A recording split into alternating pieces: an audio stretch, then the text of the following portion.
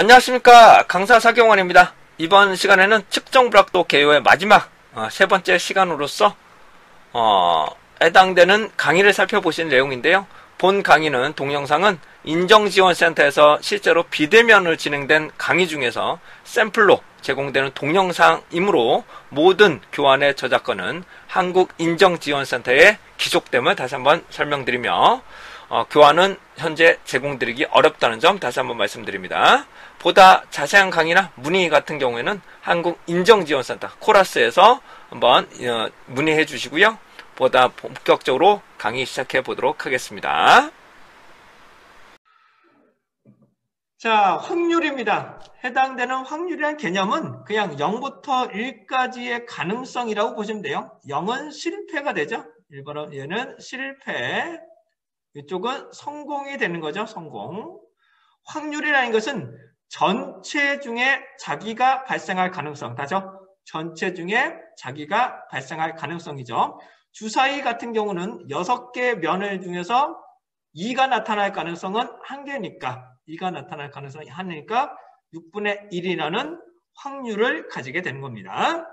자, 넘어갑니다. 이런 확률 분포라는 것은 일정한 우리가 모집단으로부터 표본을 뽑아 그 결과를 가지고 모집단에 다시 한번 추정을 하기 위해서라면 어떠한 분포를 띠고 있는지를 봐야 됩니다. 어떠한 분포를 띠고 있는지를 보서 그 결과를 가지고 모집단을 다시 한번 추정을 하는 방법을 적용하게 됩니다. 그래서 확률, 아까 전에 말씀드린 것처럼 우리가 전체 중에 자기가 나타날 가능성을 분포를 보는 겁니다. 어떤 분포를 가지고 있느냐, 뭐 이런 분포를 가지고 있느냐, 이런 분포를 가지고 있느냐, 다양한 분포를 가지고 모집단을 다시 한번 추정을 하는 방법이 되겠죠.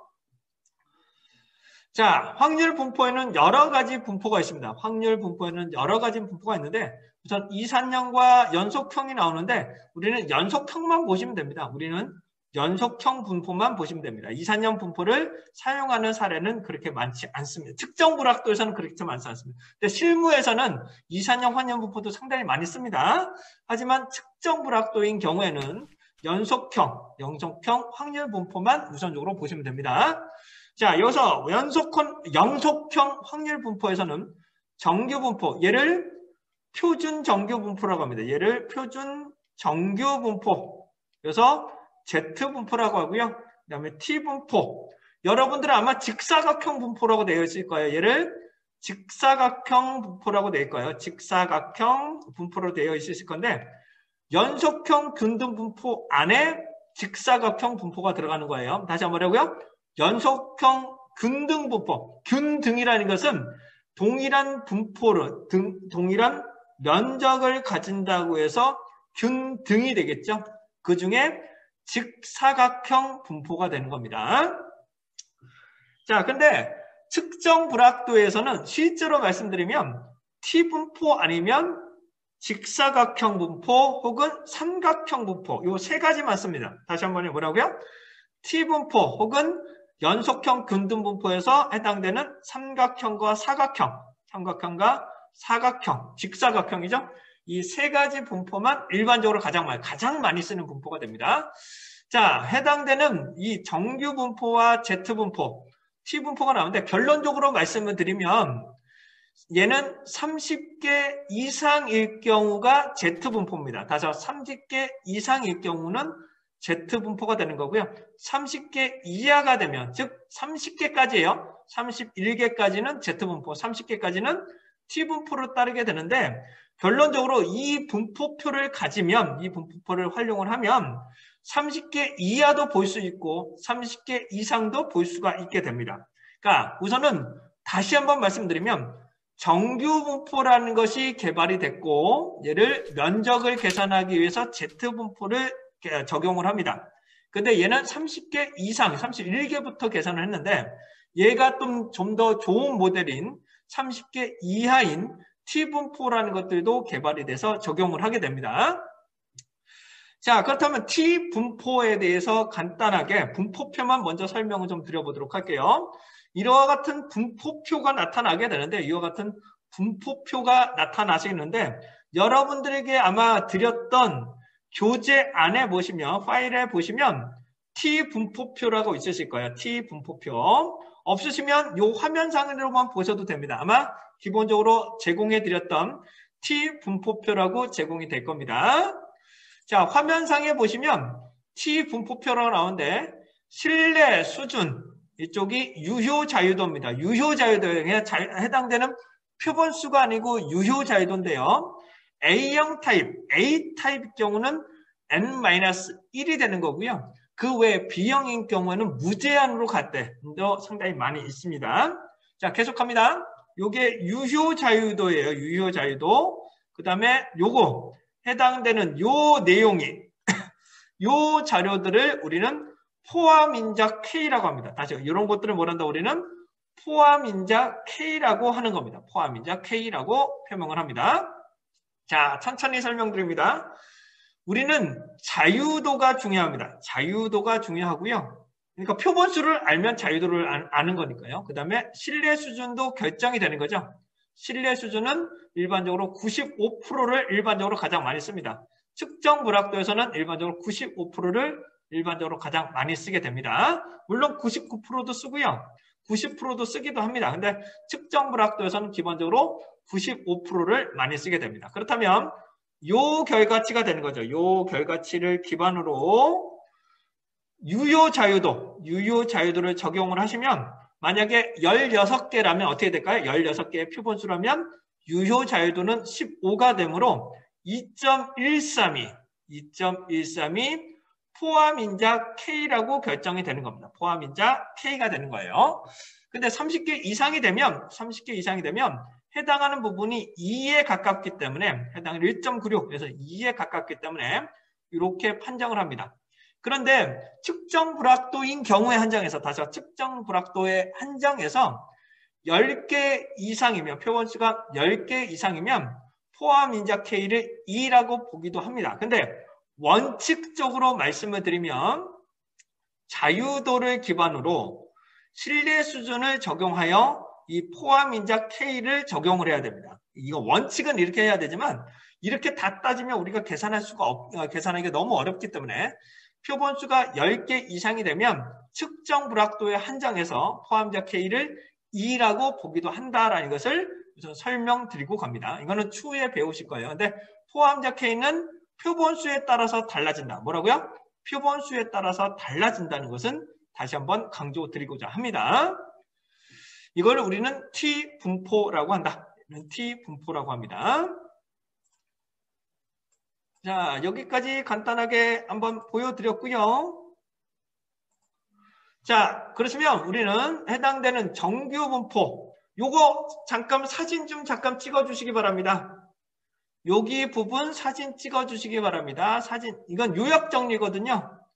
요 부분 사진 찍어주시기 바랍니다. 캡처 뜨셔도 되고요. 여기 부분만 사진 찍어주시면 감사하겠습니다. 왜냐하면 시험 문제에도 많이 나오기 때문에 이 부분 설명드릴게요. 자, 다시 한번 말씀드립니다. 우리는 평균과 분산을 기반으로, 평균과 분산을 기반으로 정규분포, 표준정규분포, 그 다음에 T분포를 살펴보게 되는데요. 우선 연속형 균등분포, 아까 했던 연속형 균등분포 중에 직사각형만 먼저 설명드릴게요. 직사각형. 원래 삼각형도 있어요. 그거는 오후 시간에 배우실 겁니다. B형은 오후 시간에 배우실 거예요.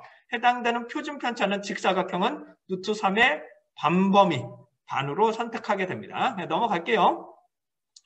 자, 정규분포부터 설명드립니다. 우리는 자료가 많아진다면 일반적으로 이러한 분포를 띈다고 가정을 합니다. 반드시 그렇지는 않지만 대다수 이런 분포를 띈다고 가정을 합니다. 이걸 우리는 그러니까 정규 분포라고 합니다. 정규 분포. 그래서 해당하는 면적인 1이 되는 거고요. 이 면적 자체가 1이 되는 거죠. 평균이 뮤이고, 다시 한번요. 평균이 뮤이고 분산이 시그마 제곱인 분포를 말하게 됩니다. 다시 한번 뭐라고요? 평균이 뮤이고 분산이 시그마 제곱인 분포를 우리는 정규 분포라고 합니다. 정규 분포 혹은 정상 분포라고 하는데 정규 분포가 맞는 말이에요. 해당되는 정규 분포를 하게 되는데 다시 평균을 기준으로 얘가 0.5가 되고 요게 0.5가 되겠죠. 전체가 1이 되는 거니까요. 자, 근데 평균을 기준으로 좌우 대칭을 하는 거고요. 그 다음에 얘가 표준 편차예요. 시그마가 표준 편차. 다시 한번요. 시그마가 표준 편차예요. 표준 편차. 표준 편차. 표준 편차가 되는데요. 표준 편차는 STDEV라고 말씀을 드렸어요. 자, 이 표준 편차를 평균을 기준으로 표준 편차를 더하고 빼면 전체의 68.3, 2를 하게 되면 95.4, 3을 하게 되면 99.7%를 포함한다고 봅니다. 그래서 6시그마면 6시그마 같은 경우는 해당하는 부분은 표준 편차를 기준으로 6시그마를 하게 되면 전체 데이터에 99.9999가 들어가게끔 만들어주는 것을 말하게 되는 것이겠죠. 자, 그럼 그렇다 치고 다시 한번 하겠습니다. 평균이 뮤이고 분선이 시그마 제곱인 분포를 우리는 정규 분포라고 합니다. 정규 분포라고 하는 것이고요.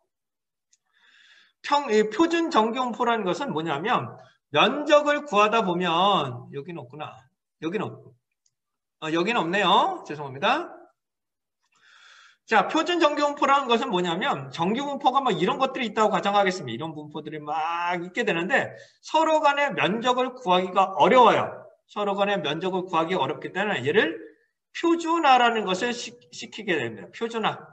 일정한 규칙에 받아놓고 면적을 구하는 겁니다. 일정한 규격을 만들어 놓고 면적을 계산하게 됩니다. 이것을 우리는 표준 정규 분포라고 합니다. 이걸 뭐라 한다고요? 표준 정규 분포 따라서 Z분포라고 합니다. Z분포. 그래서 평균이 0이고 분산이 1인 분포. 다시 한번 평균이 0이고 분산이 1인 분포를 우리는 표준 정규 분포라고 합니다. 다시 한번 말씀드립니다. 정규 분포 중 평균이 0이고 분산이 1인 분포도 표준 정규 분포고요. 표준 정규 분포고요. 정규 분포를 표준화를 통해서 다시 정규 분포를 표준화를 통해서 강제로 평균이 0이고 분산이 1이게끔 만들 수 있는 분포를 우리는 표준 정규 분포라고 합니다. 다시 뭐라고요? 표준 정규 분포라고 합니다. 다시 한번 말씀드립니다. 일반적인 정규 분포는 평균이 뮤이고 분산이 시그마 제곱인데 표준화를 통해서 모든 자료가 평균이 0이 되게끔 만들고 분산이 1이 되게끔 만들어서 실제 이 면적을 계산하고 비교하게끔 만들어주는 것을 우리는 표준 정규 분포라고 합니다. 자, 이 표준 정규 분포를 구하는 이유는 일반적으로 수능 점수일 때 제2 외국어일 경우 영어 수험자와 독일어를 같이 그러니까 점수로는 비교하기 어렵고 해당되는 면적을 계산하는 거죠. 전체에 대비해서 내가 얼마만큼 위치를 하고 있느냐. 그러기 위해서 우리는 표준화 점수라는 것을 계산을 하게 됩니다. 그래서 표준 정규 분포는 다시 할게요. 표준 정규 분포는 관찰값에서 평균을 빼고 표준 편차로 나눕니다. 다시 한번 해보려고요. 관찰값에서 평균을 빼고 표준 편차로 나눕니다. 표준 편차로 나누면 표준화가 되는데 평균이 0이고 분산이 1이 되게끔 만들게 됩니다. 그러면 우리는 표준화라는 것을 계산할 수가 있게 됩니다. 자, 이 표준화를 하게 되면 다시 이렇게 된다면 평균이 0이 되고 분산이 1이 되기 때문에 이 면적을 계산할 때 객관적으로 비교하실 수가 있게 됩니다. 그래서 플러스 마이너스 1이 된다면 다시 뭐라고요? 플러스 마이너스 1이 된다면 전체 데이터의 68.3, 2가 되면 95.4, 3이 되면 99.7이라고 하는데요. 다시 설명을 드리면 평균이 0이고 분산이 1이 되게끔 만드는데 표준화를 통해서 마이너스부터 1 사이가 되면 2 사이가 되면 68.3%를 가진다는 겁니다. 전체의 68.3%를 가진다는 거예요. 만약에 마이너스 2부터 2까지를 가진다면 이 면적이 전체의 95.4%의 면적을 가진다고 보시면 됩니다. 그래서 T분포표를 보시게 되면 여기 한번 보실게요. 뭐라고요? 95.4, 다시 말하고 95.4가 되면 플러스 마이너스 2가 된다. 플러스 마이너스 2라는 것을 가지게 되는 것이고요. 기본적으로. 그 다음에 95%가 되면 기본적으로 1.96. 근데 요거랑 비슷하다라고 봅니다. 요기랑 요거랑 비슷하다라고 보게 됩니다. 네, 기본적으로 우리는 95%와 95.45는 원래 간에는 조금 차이가 있어요. 원칙적으로는 좀 차이가 있지만 표본수에 따라서 차이가 있지만 해당 부분은 비슷하다라고 본다. 이렇게 이해를 하시면 됩니다. 자, 계속적으로 가겠습니다. 자, 그래서 해당되는 표준화를 통해서 면적을 구하게 되는데 실제로 저는 이 문제를 출제하진 않았습니다. 저는 이 문제는 출제하지 않았는데 다른 출제위원회 분들이 출제하실 수가 있기 때문에 이 부분을 좀 설명드리고 가도록 하겠습니다. 자, 어떤 나무로부터 수액의 평균 양이 40리터이고 분산이 25리터라고 가정했을 때 45리터 이상을 채취했다면 표준 전기 분포가 어떻게 되느냐 한번 보도록 하겠습니다. 천천히 할게요. 천천히 하겠습니다. 저는 출제하지 않았습니다만은 평균이 40이고 분산이 25라는 것은 표준 편차가 5라는 뜻이죠. 루트 25가 돼야 되니까요. 그런데 45 이상이 되려면 45 이상이 되거나 45까지의 면적을 한번 구해보도록 하겠습니다. 다시요.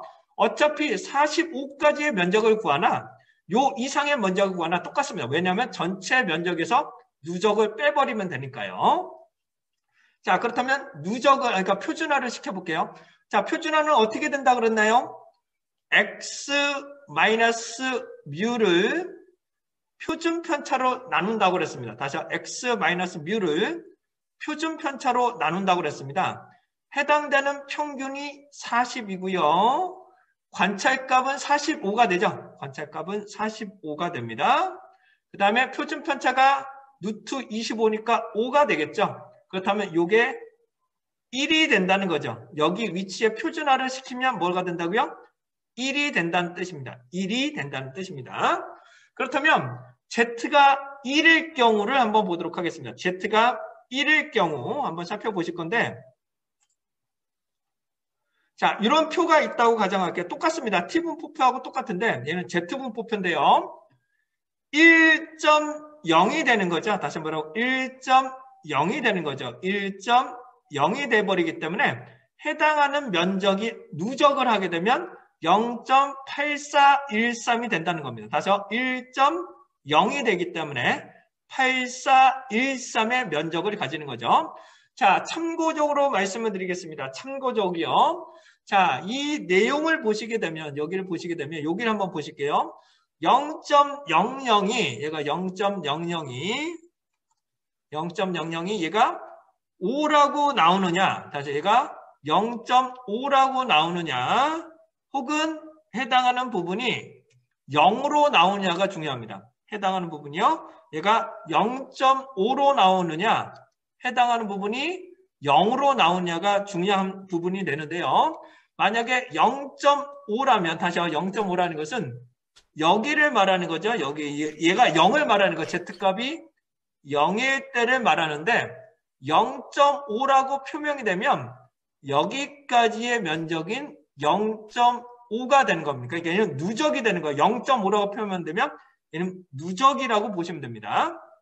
이에 반해서 얘가 0이라고 표명이 되면, 다시 얘가 0이라고 표명이 되면 여기서부터 다시 시작을 한다고 보시면 됩니다. 여기서부터 다시 시작을 한다고 보시면 되실 것 같아요. 자, 다시 한번 말씀드리면 얘가 1.0이라고 나오는데 1.0이 나오는데 0.0이 0.5니까 여기까지가 이미 0.5라는 면적을 가지고 있는 것이고 그 다음에 여기 사이가 0.8413이잖아요. 0.8413. 그러면 실제로 여기가 0.5고 여기까지가 0.8413이니까 여기만의 면적은 어떻게 되나요? 여기까지의 면적이 0.3413 되는 거죠. 그렇죠? 여기까지가 0.3413이 되는 거죠. 자, 다시 한번 말씀드립니다. 전체 면적에서 이만큼에 빼면 요게 남는 거잖아요. 요게 남으면 0.16 정도 되겠네요. 요 면적이 0.16의 면적을 가지게 되는 겁니다. 자, 이게 Z값을 구하는 거예요. 얘가 실제로 Z값을 가지게 되는 겁니다. 자, 다시 한번 예를 들어 보겠습니다. 만약에 Z값이 0.73이라면, 다시 한번 0.73이라면 해당하는 부분이 0.73이니까 요 면적 자체가 76.73이 되는 거죠. 76.73. 그리고 빼버리면 나머지 것들은 23.3 정도 되겠네요. 23.3%의 면적을 가진다고 보시면 됩니다. 자, 계속적으로 가겠습니다. 자, 만약에 상위 20%라면 해당되는 면적을 먼저 계산해야죠. 상위 20%라면 면적을 구하는데 80%에 가장 근접한 건 요겁니다. 요거 아니면 요거겠죠. 얘는 좀 넘어가니까 요게 더 근접할 것으로 보여집니다. 0.8000에 가장 근접하니까. 그렇다면 어떻게 된다고요? 0.84. 다시 뭐라고요? 0.84. 얘가 다시 한번요. 뭐라고요?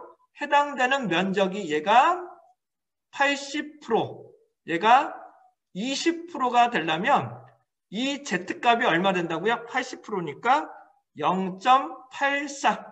얘가 0.84라는 Z값을 가지게 되는 겁니다. 0.84. 저는 이 문제를 출제하지 않았습니다. 저는 이 문제는 출제하지 않았습니다. 자, 다시 한번 정리합니다. 자, 우리는 확률 분포, 측정 불확도에서 쓰는 확률 분포는 크게 T분포와 연속형 균등 분포를 가장 많이 씁니다. 측정 불확도일 경우에만 이걸 씁니다. 자, 정규 분포는 제가 뭐라고 말씀드렸어요? 평균이 뮤이고 분산이 시그마 제곱인 분포를 뭐라고 한다? 정규 분포라고 한다. 표준 정규 분포는 어떻게 될까? 평균이 0이고 분산이 1이다. 다시요. 평균이 0이고 분산이 1이 됩니다. 아까 전에 설명드렸어요. 요거는 아까 전에 드렸던 내용하고 똑같습니다. 자, 표준화를 하게 되면 관측값에서 평균을 빼고 표준 편차로 나누면 평균이 0이고 분산이 1이 되게끔 만들게 됩니다. 자, T분포는 뭐냐면 30개일 경우, 자유도 M-1일 경우, 다시 T분포는 M-1일 경우 T분포로 따르는데, 다시 한번 말씀드립니다. T분포표를 활용하면,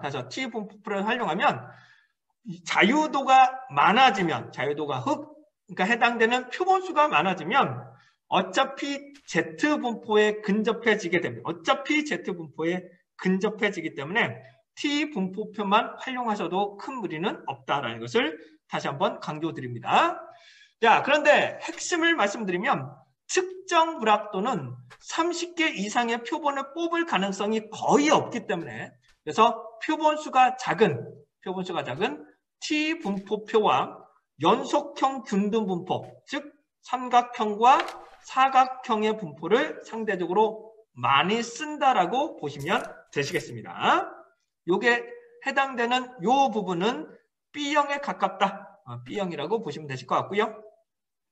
그렇다면 T분포표는 아까도 말씀 올린 것처럼 모집단의 분산을 잘 모르거나 평균을 추정할 때 사용한다. 30개 이상일 경우, 다시 뭐라고요?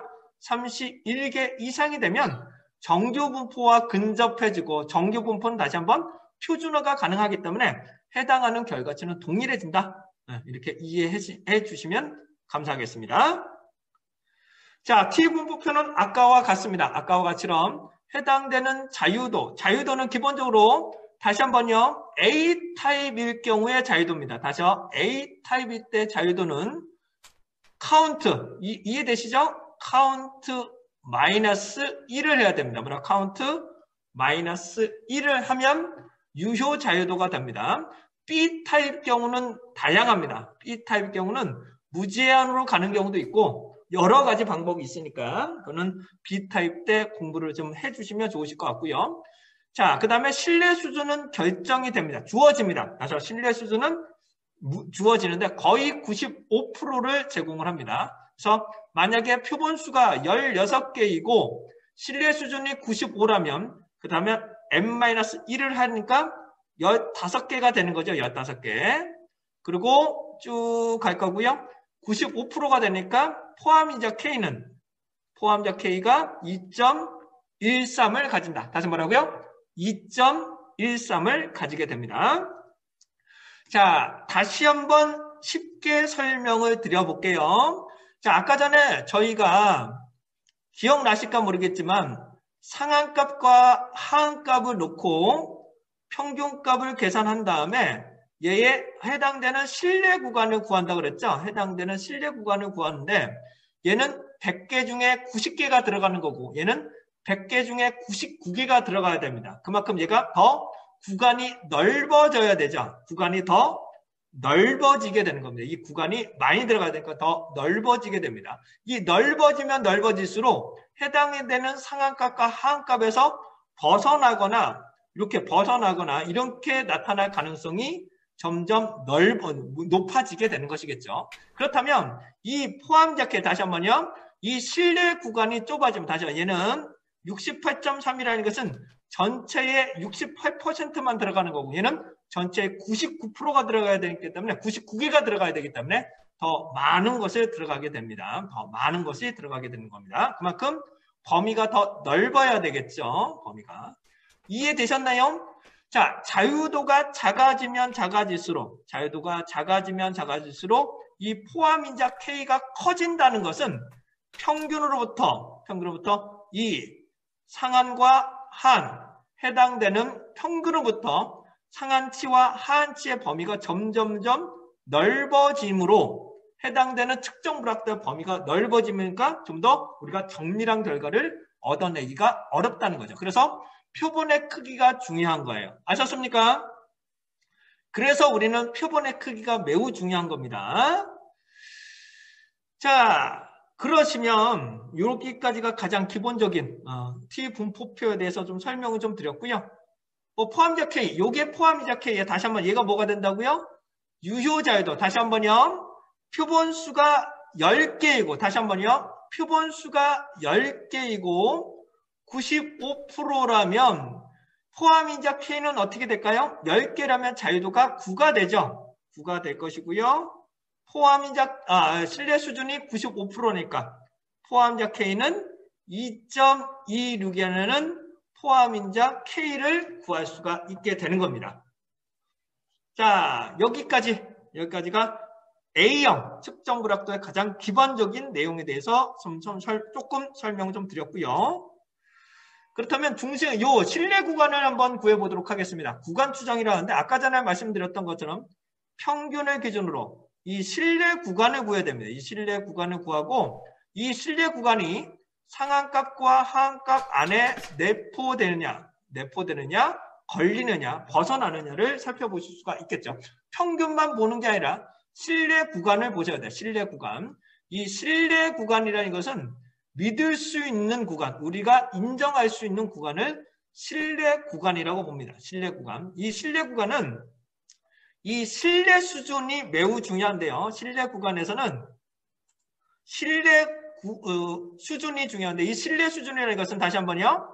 100개 중에 90개가 포함되느냐, 100개 중에 95개가 포함되느냐, 100개 중에 99개가 포함되느냐를 말하게 됩니다. 다시 한번요. 여러분들 사자성어 보시면 10중 8구가 나오는데 10중 8구는 10개 중에 8개, 9개라는 뜻이고 얘 신뢰 수준 99%라는 것은 10개 중에 99개가, 그러니까 10개 중에 9.9개가 아니라 100개 중에 99개. 뭐라고요? 100개 중에 99개. 얘는 100개 중에 95개가 들어가기 때문에 더 확률적으로 더 어려운 것을 말하게 되는 거예요. 그만큼 해당하는 범위가 우리가 알고자 하는 평균으로부터 이 자료의 신뢰 구간이 어느 정도 믿을 수 있느냐. 100개 중에 95개가 포함될 가능성의 구간을 말하는 것을 우리는 신뢰 구간이라고 합니다. 그렇다면 이 신뢰 구간을 구하기 위해서 가장 중요한 것은 평균을 먼저 구해야 되겠죠. 뭐라고요?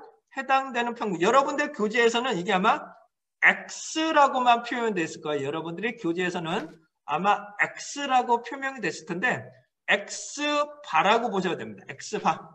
평균이라고 보셔야 돼요. 뭐라고요? 평균을 기준으로 이 범위를 보는 겁니다. 다시 한번 평균을 기준으로 우리가 인정할 수 있는 인정할 수 있는 범위를 우리는 신뢰 구간이라고 보시면 됩니다.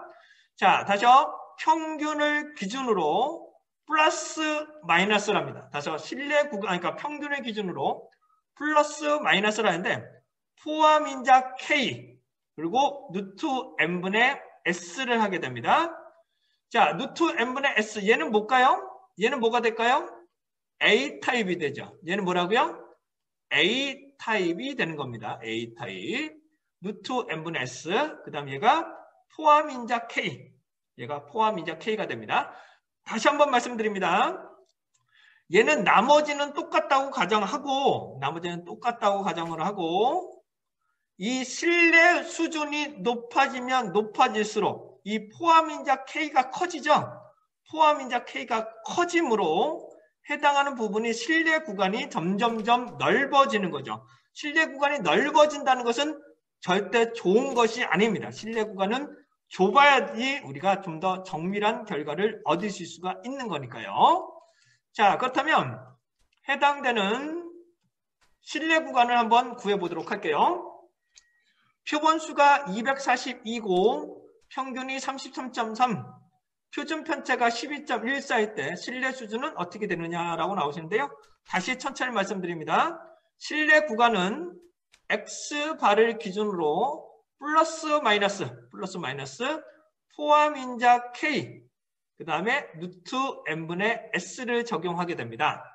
자, 우선 X바를 넣어 보겠습니다. 표본의 크기 평균 표준 편차라 주어지는데요. 평균이 33.3이 되고요.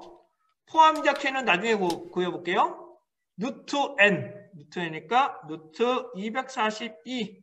그다음 표준 편차가 12.14가 되겠죠. 근데 이제 포함인자 K를 구해야 됩니다. 이 포함인자 K. 자, 포함인자 K 같은 경우는 해당되는 신뢰 수준과 자유도라는 것이 필요합니다. 다시요. 신뢰 수준과 자유도라는 것을 구하게 되는데 포함인자 K는요.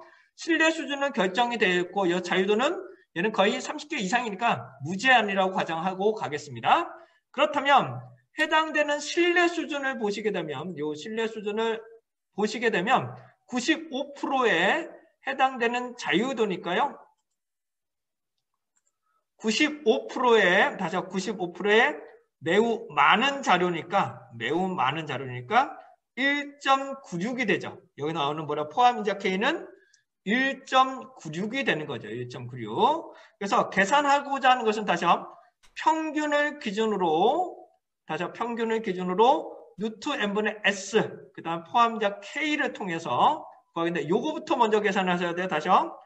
요거부터 먼저 계산하셔야 됩니다. 요거부터 계산하고 평균을 기준으로 더하고 빼면 해당하는 구간 요게 100개 중에 95개가 포함되는 범위를 말하게 되는 겁니다.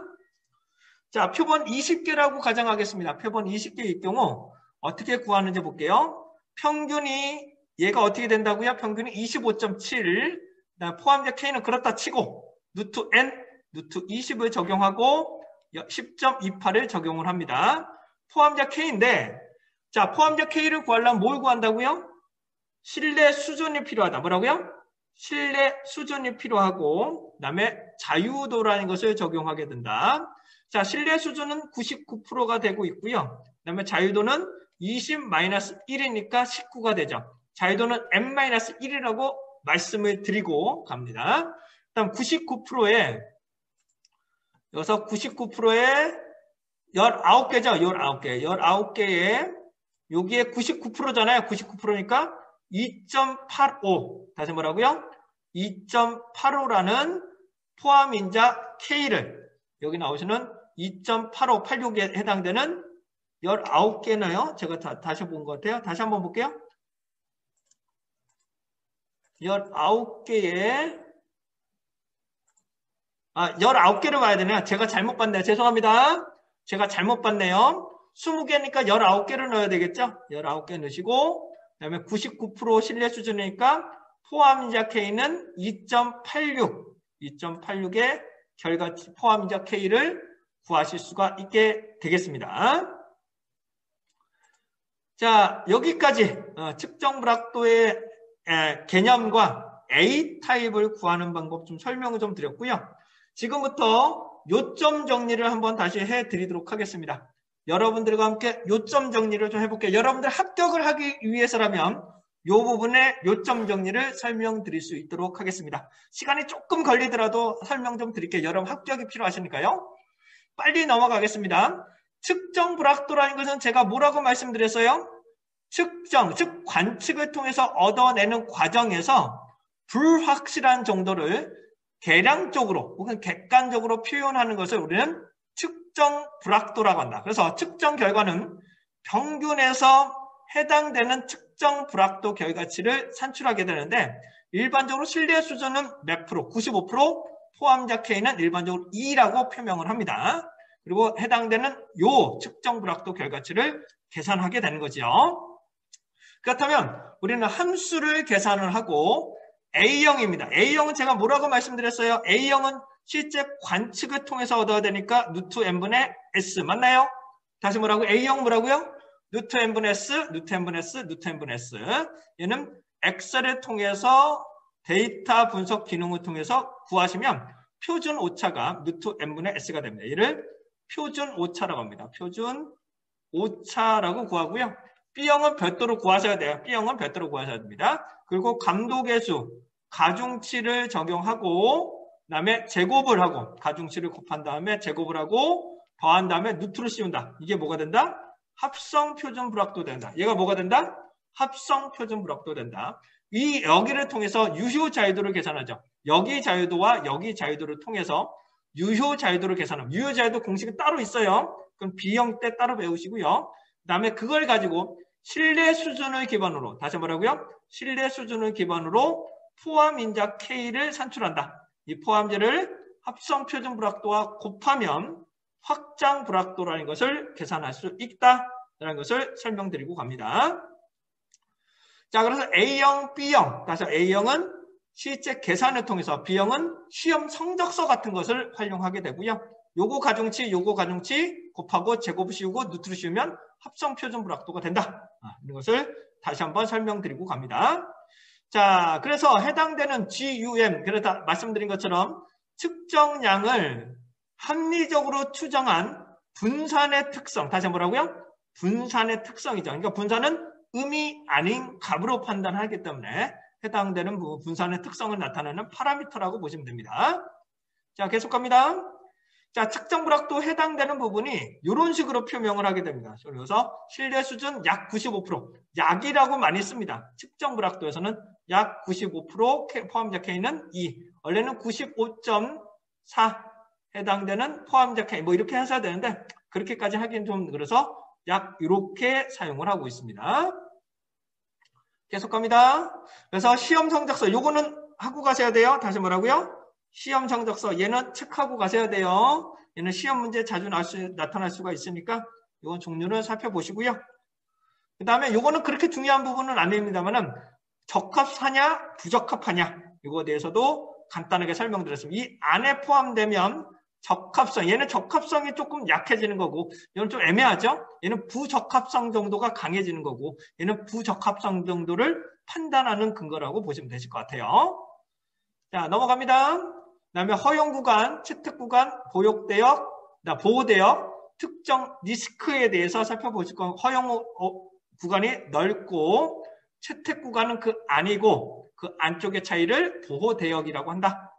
네. 그 다음에 특정 리스크 같은 경우는 얘가 11로 되는 게 맞는다고 보여집니다. 얘는 상한값과 하한값, 그 다음에 실제 측정값이라고 생각을 하게 되면 측정 결과 11이라고 가정하게 되면 그렇게 살펴보시고 얘가 표준 편차의 개념을 가진다. 표준 편차의 개념 가진다라고 보시면 되실 것 같아요. 자, 넘어갑니다. 자, 그 다음에 측정 불확도 발생하는 원인. 요거 시험 문제에 많이 나오시니까 체크 부탁드리고요. 그 다음에 오차하고 불확도의 차이점 있다는 점 다시 한번 말씀드립니다. 그 다음에 요건 별로 필요한 부분은 아니고 다음에 얘가 대표값. 우리가 다시 한번요. 우리는 요거랑 요거를 일반적으로는 표준 오차 얘를 구하려면 루트 n분의 s. 그래서 루트 n분의 s 상당히 많이 쓴다라고 A형에서는 무조건 이걸 써야 된다는 것을 다시 한번 설명드리고 왔었습니다. 그 다음에 기수통계법, 통계분석에서 기수통계법 사용하라는 것도 말씀 좀 드렸고요. 그 다음에 우리는 여기만 설명드리고 마무리합니다. 평균이 뮤이고 분산이 시그마 제곱이면 정규분포, 평균이 0이고 분산이 1이면 표준 정규분포. 그래서 x-뮤를 시그마로 나누면 해당하는 부분이 0,1이 된다. 평균이 0이고 분산이 1이 된다. T분포는 30개까지 31개가 되면 자동적으로 정규분포가 되고 다시 표준화가 가능하기 때문에 동등해집니다. 자유도는 뭐가 된다? m-1. 자유도는 어떻게 된다? m-1이다. 이런 것을 기본적으로 숙지하시고 가시면 되실 것 같습니다. T분포표 사용하는 방법 말씀을 좀 드렸고요. 그래서 해당되는 T분포표에 대해서도 간단하게 이렇게 해당 부분을 설명을 드렸으니까요. 살펴보는 이게 포함이자 K다. 얘가 뭐가 된다? 포함이자 K다라고 이해를 하시면 되시겠습니다. 자, 시간이 조금 오버를 했습니다. 한 5분 정도 오버를 해서 정말 죄송스럽게 말씀드리고요. 여러분들 합격을 위해서 요약 정리를 했다는 점 다시 한번 양해 부탁드리도록 하겠습니다. 자, 현재 시간 12시 35분이시고요. 점심 식사 맛있게 하시고 1시 30분부터 다른 강사분들의 강의를